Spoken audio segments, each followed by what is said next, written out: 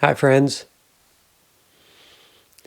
We're talking about words today. So if you've ever thought that words are just words, I'd like to encourage you to stick around.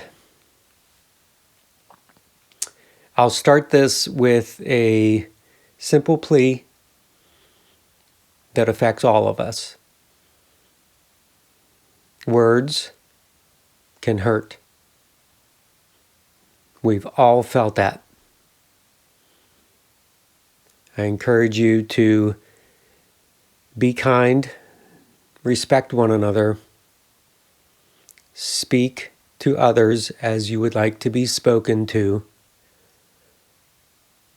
That right there will make this a better world. Pause before you say something. Ask yourself, does this really need to be said?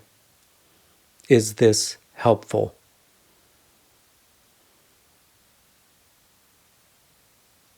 Now, how do words create our reality? Words are vibration. As we speak through our breath and our vocal cords, words are delivered into our reality. The words remain. Every word that's ever been spoken is recorded in what is known as the Akashic field.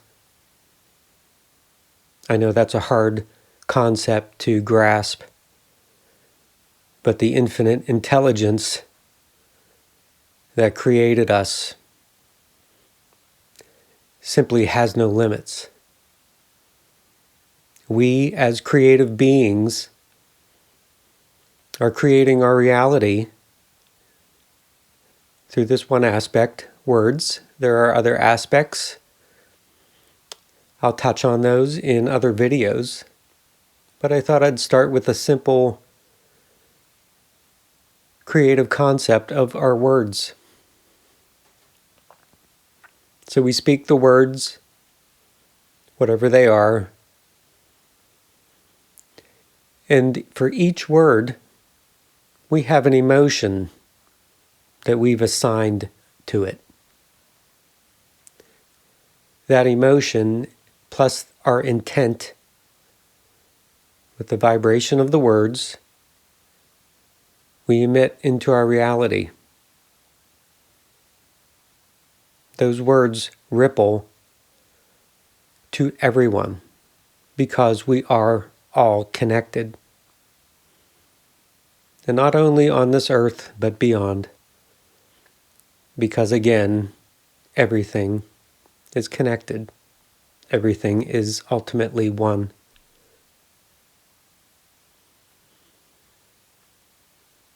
So we're creating our words every day. We speak many, many words that have our emotions attached to them. So whenever you speak your emotions through your words, that affects how you feel, how others interpret it. And how you feel, you emit a vibration that is that feeling. That vibration coincides with what you perceive in the world.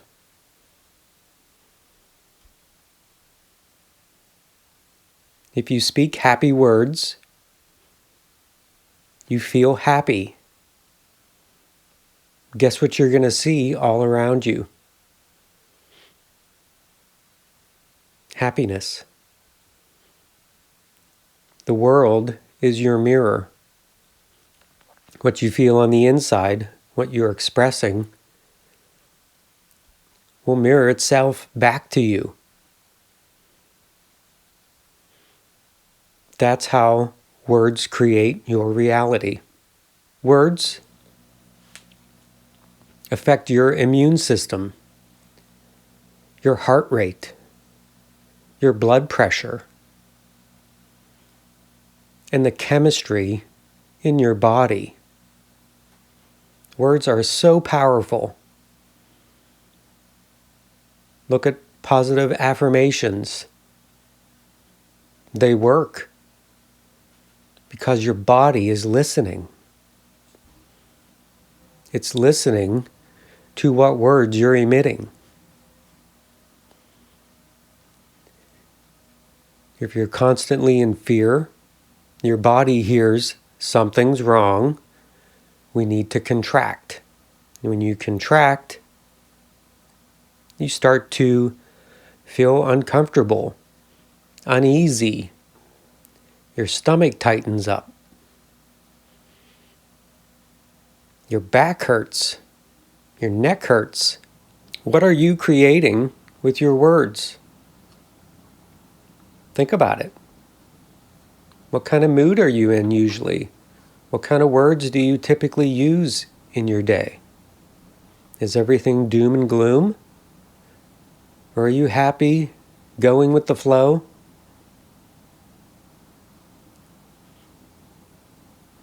Think about it. Now, if you want to change your outlook, your reality, you're done with encountering people that are always mean to you, well, you have the ability, you have the power to change this. We'll give you an example of something that is relevant right now in the United States is taxes, income taxes. Now, you may equate the word taxes with anger.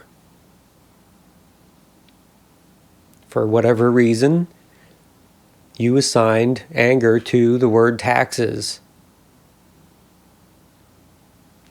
Maybe you hate what taxes represent, where the money goes, that you earned that money and it was taken away from you. Those are all legit feelings. It's okay to be in anger. It's just, what do you do with that feeling?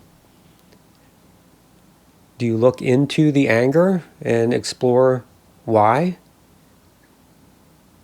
And does it help you to stay in that anger? If you don't look at the anger, those negative emotions will eventually start to speak to you through your emotions or your physical body. So, taxes, you're angry.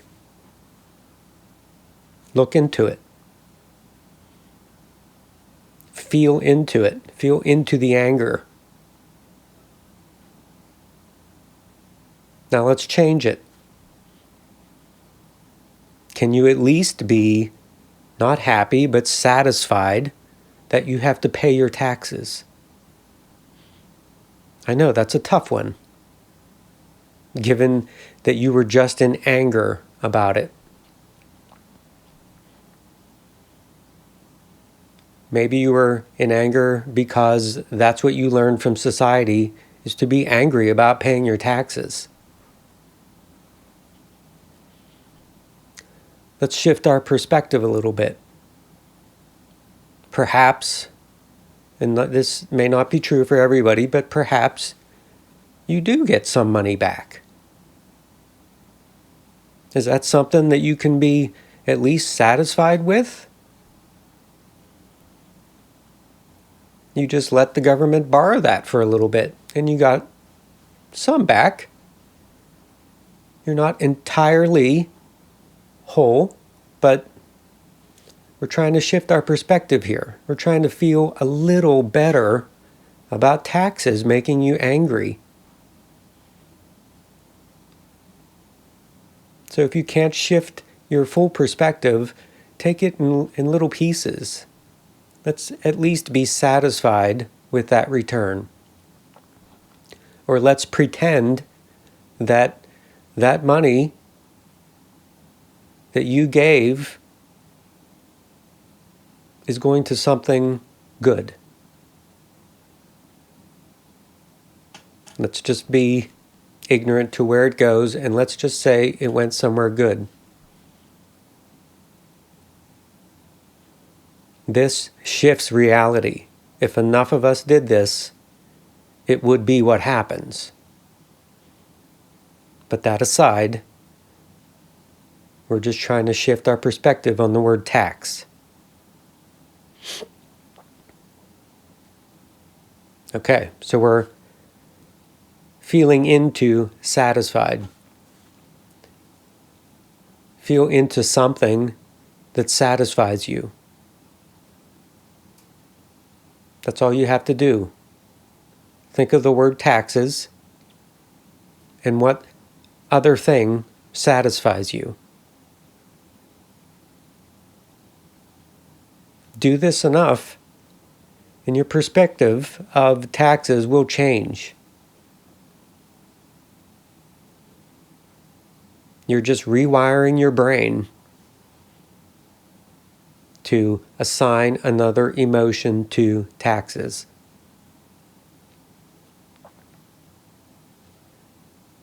So, I encourage you to be conscious of the words you use.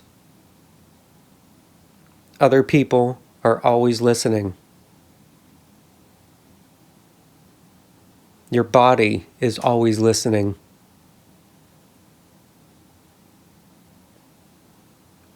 Look into the words that you speak. If you find one that triggers you, pause. Why did that trigger me? Is that how I want to live? Is that how I want to experience my reality? Then do the exercise. Change your emotion around that word. Now, as you shift your words and emotions to kindness and love, rather than hate and spewing whatever is off the top of your head, you'll see that reflected back to you through other people, through nature, through events that happen on this earth. That's how words create your reality. It's your choice in how that plays out. Thank you for joining me, and I'll see you in the next one.